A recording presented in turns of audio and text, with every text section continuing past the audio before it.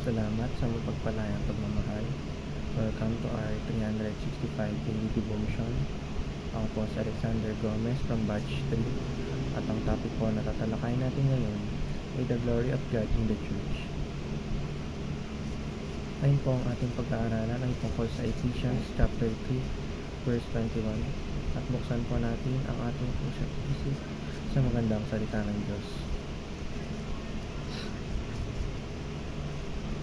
Sinasabi dito na, to Him be glory in the Church and Christ Jesus throughout all generations, forever and ever. Amen. Or sa Tagalog, sa Kanya nawa ang kaluwalhatian sa pamamagitan ng Iglesia at ni Kristo Jesus, sa lahat ng salinlahi magpakailanman. Amen. Sinasabi sa verse na, lahat daw ng kapurihan, kaluwalhatian, ay para sa Diyos at ang lahat ng ito ay magpapasa-pasa sa iba't ibang henerasyon. Teaching number 1. The Church is the instrument of redemption.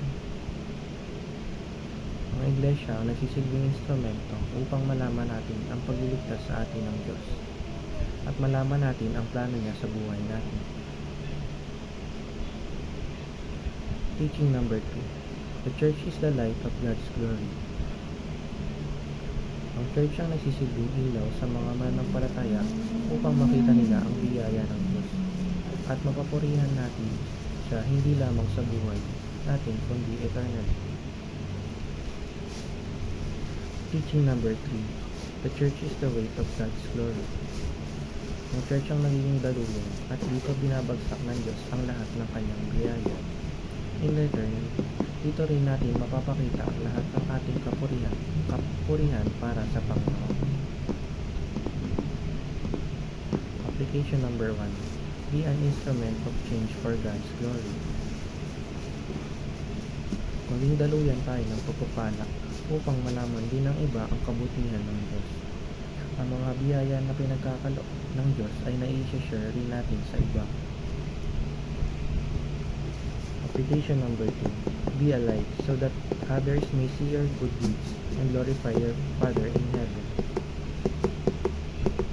Maging mabuti tayo sa iba at sa pamamagitan natin, mararamdaman ng ating kapwa kung gaano kabuti ang Panginoon at makikilala rin sila.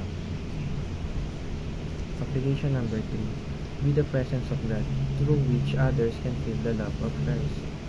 I-goal natin na maramdaman ng iba ang presensya ng Diyos sa atin, nang sa gayon ay mas curious sila paano pwedeng baguhin ng Diyos ang isang tao at gaano siya kabuti. Yun lamang po ang aking devotions. Maraming salamat.